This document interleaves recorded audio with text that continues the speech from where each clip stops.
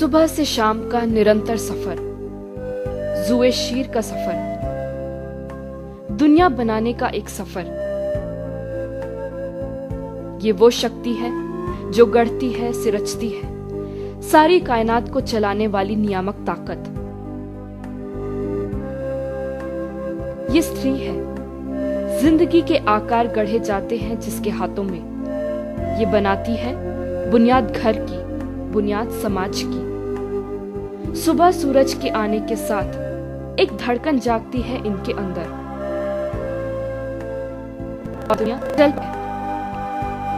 दुनिया के हर घर में सूरज को उतार कर वो एक डगर पर चलाती है।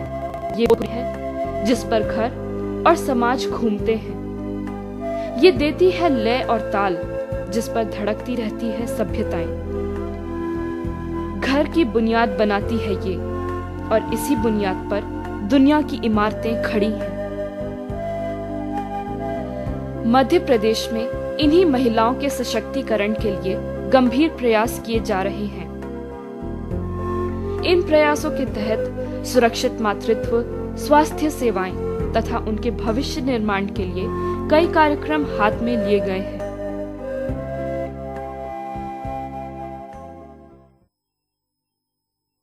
सार्वजनिक जीवन में आगे आने के लिए महिलाओं को अवसर देने के उद्देश्य से स्थानीय संस्थाओं में 50% आरक्षण देने की घोषणा मुख्यमंत्री श्री शिवराज सिंह चौहान ने की है।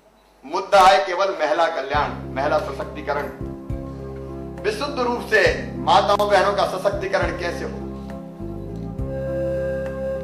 माताओं बहनों को सम्मानजनक स्थान हम कैसे दिला पाए जिसकी सचमुच में वो अधिकारिणी है।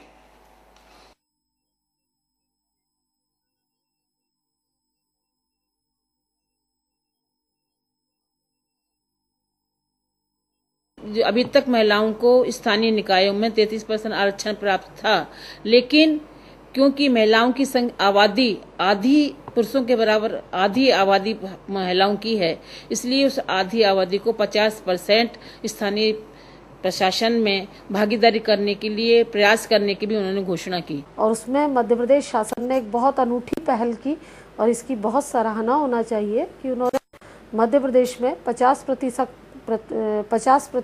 आरक्षण महिलाओं के लिए पंचायत सेवाओं में किया। निश्चित रूप से ये न केवल मध्य प्रदेश बल्कि देश की प्रत्येक तबके से जुड़ी महिला के लिए एक बहुत बड़ी उपलब्धि है। जो नीति वो उन्हीं के सुझाव पे आधारित होकर के वो बनाएंगे, इससे निश्चय ही महिलाओं के आने वाले जीवन में बहुत ही अंतर आ जाए। कन्या जन्म के साथ ही उसके नाम के खाते में राशि जमा की जाएगी।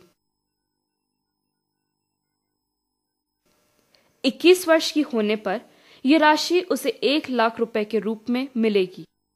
मध्य प्रदेश शासन ने कि बच्ची को जन्म के साथ ही 15,000 रुपए दिए जाएं, जो उसकी 21 वर्ष की उम्र पहुंचने तक 1 लाख रुपए में हो जाएगा, तो वो उस बच्ची को प्राप्त होगा। ये एक तरफ जहां कन्या भ्रूण की हत्या समाप्त करने की दिशा में कि उसकी हत्या पर रोक लगेगी, उस दिशा में सार्थक है। दूसरे एक जब बच्ची जन्म के बाद जब जैसे जैसे बड़ी होती जाएगी तो उसकी शिक्षा दीक्षा, उसका पालन पोषण, उसकी शादी ब्याह, इन चीजों में 1 लाख रुपए से उसको बहुत ज्यादा सपोर्ट प्राप्त होगा। पुलिस सेवा में महिलाओं के लिए 10% आरक्षण का भी प्रावधान किया जा रहा है। महिला थानों में महिला डेस्क स्थापित किए गए हैं। महिलाओं को मार्गदर्शन देने के लिए महिला हेल्पलाइन शुरू की जा रही है। महिला बटालियन के गठन का निर्णय लिया है और बड़ी खुशी की बात है, और इसके लिए मैं शिवराज जी चौहान को इस बात का आभार भी व्यक्त करती हूँ कि जैसे परसों ही हमारी महापंचायत हुई और उन्होंने इस बात की घोषणा की थी कि हम प्रत्येक जिलों में महिला पुलिस डेस्क बनाने का प्रयास करेंगे, लेकिन इतनी जल्दी क्रियान्वयन हुआ कि आज 38 जिलों में महिला डेस्क बनाने की घोषणा माननीय मुख्यमंत्री ने जो परसों की थी, आज 38 जिलों में उसका क्रियान्वयन प्रारंभ हो चुका है। पुलिस विभाग में महिलाएं कम जाती थी, उससे ये होगा कि महिलाएं पुलिस विभाग में भी बराबर से आने लगेंगी। जैसे और डिपार्टमेंट में। और महिलाएं निसंदेह जब पुलिस डिपार्टमेंट में आएगी तो महिलाओं पे होने वाले अत्याचार में भी कुछ न कुछ कमी आएगी। इसके अलावा महिलाओं के स्वास्थ्य, सुरक्षित मातृत्व की दिशा में जननी सुरक्षा योजना, संस्थागत प्रसव को प्रोत्साहन,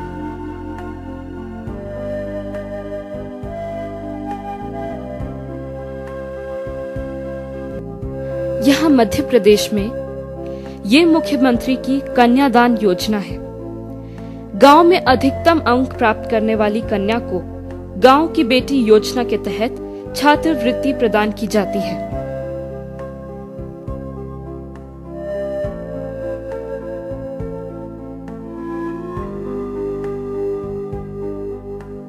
निर्धन कन्याओं, परित्यक्ताओं और विधवाओं के विवाह के लिए सरकार द्वारा 6,000 रुपए की आर्थिक सहायता प्रदान की जाती है।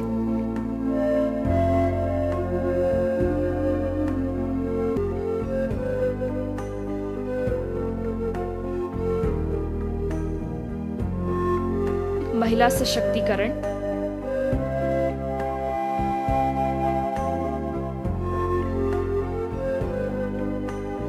ऐसी योजनाएं हैं जिससे महिलाएं आत्मनिर्भर बनेंगी।